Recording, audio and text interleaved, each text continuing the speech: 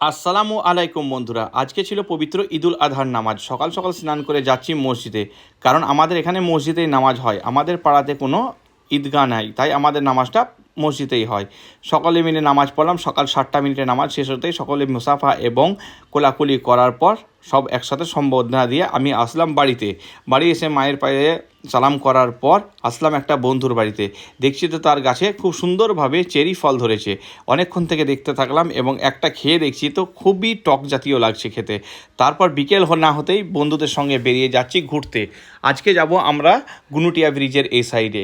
আজকে প্রচণ্ড গরম, পৌঁছাতে প্রথম একটা নিয়ে নিলাম আইসক্রিম এবং দেখছি পুরো ব্রিজে একবারেই লোকের ভিড়, জায়গা একবারেই নেই। তারপর আসছি আমরা নীলকুঠি। আমাদের এখানে একটা নীলকুঠি আছে, যেখানে পুরনো আপনারা শুনেছেন অনেক সময় যে নীল চাষ হতো। এই জায়গাটার পাশে কিছুদিন আগে যে বং লুচ্চা বলে একটা চ্যানেল আছে ইউটিউবে, তারা এখানে ভিডিও করে গেছে, দেখবেন পুষ্পা 3 না পুষ্পা 2 যা হোক কিছু একটা।